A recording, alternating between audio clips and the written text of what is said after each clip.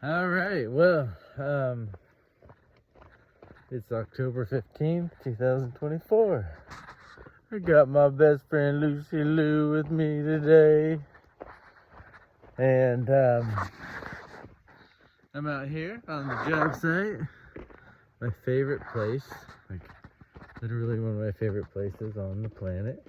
And so today was last night I finally posted the first video of this series, whatever it's going to be, just kind of share my testimony. And I've already been blown away by the response of how many people have watched it. I think it's like 50 some views. It hasn't even been 24 hours. I know a lot of that has to do with my mom sharing with some of the groups that she's a part of.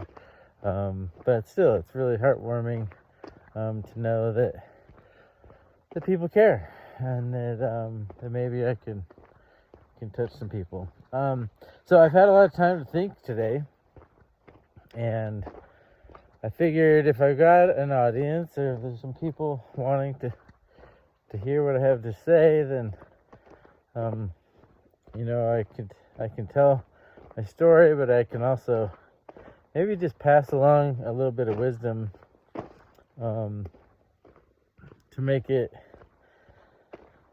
maybe to bring some information, some clarity on exactly what addiction is, and why do we do it. And since people that don't have addiction issues, or at least chemical dependency addiction issues, maybe I could help them bring a little bit of empathy, sympathy, understanding to what their loved one, or their son or daughter or significant other are experiencing.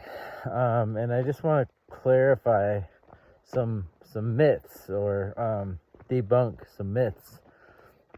And one of the biggest myths about people who have addiction issues is that they don't love you, that they are choosing this drug over you.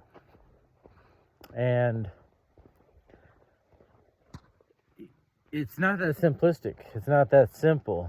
The person who is addicted, especially to harder drugs, to alcohol, it's just not. It's not that black and white. It's not, oh, he doesn't love me. He loves drugs more than me. And in a way,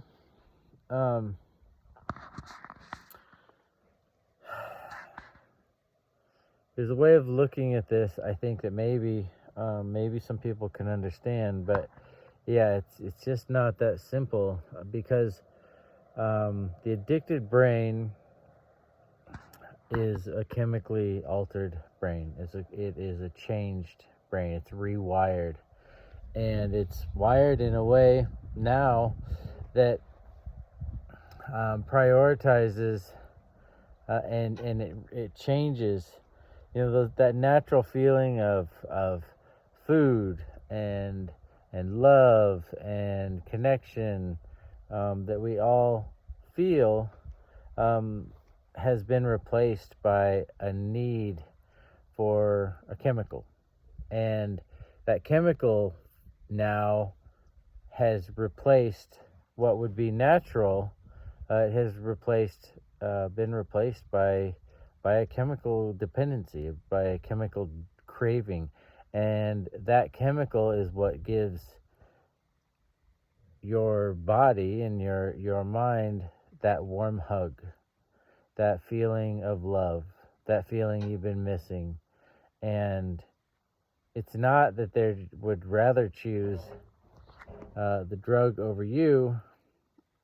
It's their brain has been rewired on a survival level.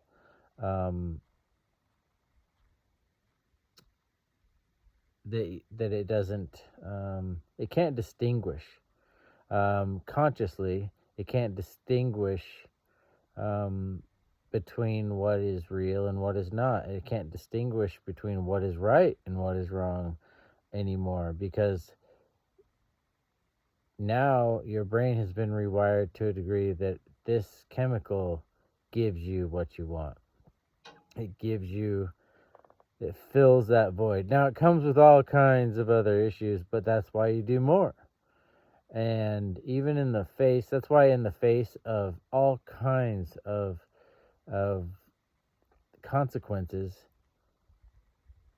addicts will choose to do the drug because that makes them feel better. And we are emotional creatures. We act on emotions, and anyone that says differently, it just thinks, oh, I can just do things off logic, is not being honest with themselves, because every single person acts on their emotions. If we didn't, it would be a completely different world. And so I think I just want people to understand that that person that you love, that person that you wish would stop doing drugs, these drugs would stop acting out, would stop, just stop their behavior and just recognize the pain that they're causing. They can't. They can't, for one, because they are consumed by obtaining whatever it is. They're obsessed with the time it takes to hide their behavior.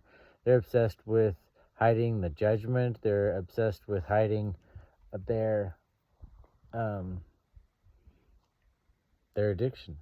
They're obsessed with it, and it takes time. Addiction takes time. That's one of the biggest tells when someone is gone for abnormally long periods of time, or people. I would lie all the time. You always have to make up excuses for why did this take so long? Why are you in the bathroom so long? Why did this little errand that supposedly was going to take you 20, 30 minutes took you hours? And why are you acting weird?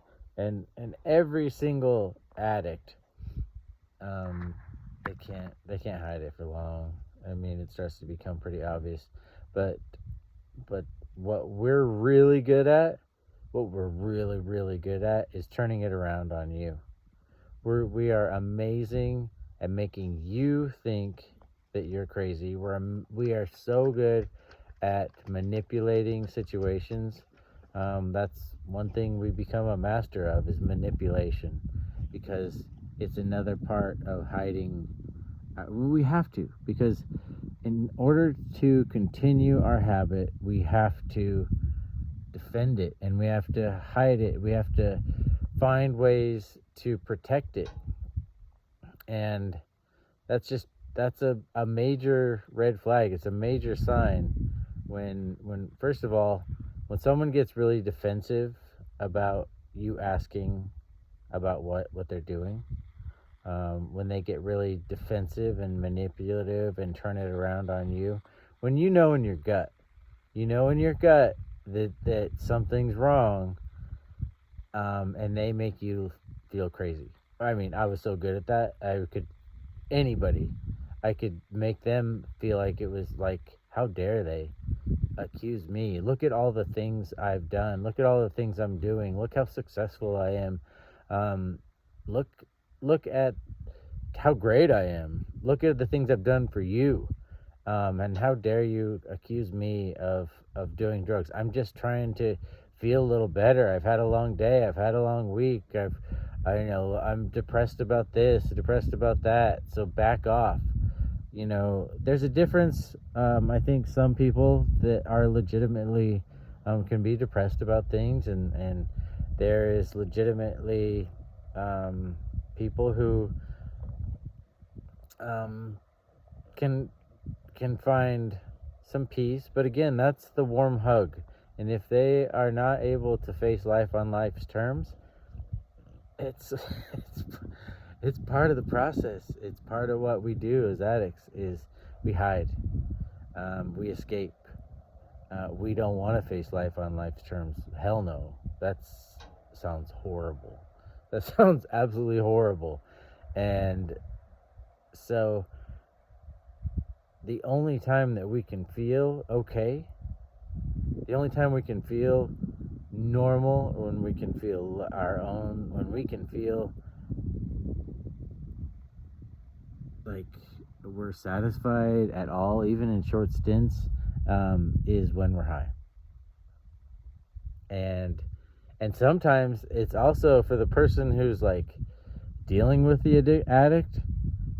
Uh, they're so manipulative, and we're so manipulative, and we are so overpowering, and we can get very dramatic, because we have to do whatever it takes to fight and defend our addiction, and we will, and we will say things and do things that later we'll regret, but in the moment it's our addiction is speaking for us. It's not the person, it's not that person, that it's not, you know better, you know that they love you, and you know that that's not them.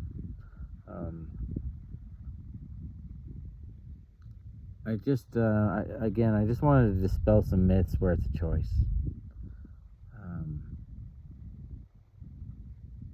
We get our brains rewired, and we have handed over choice,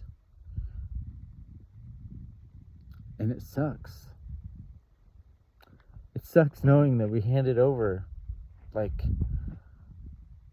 we handed over the choice anymore, because at some point, whether we were dabbling or whether we were escaping, or if we were just continuing on down, just trying it out, at some point that drug got a hold of us. It got a hold of our mind, it got a hold of our actions, it got a hold of our heart, it got a hold of us in our bodies and our minds, deeper than any person can ever reach. So what do you do, right? That's the big question. What do you do? And that is a question that will be asked forever, because there's no one right answer. It's a combination of a lot of things,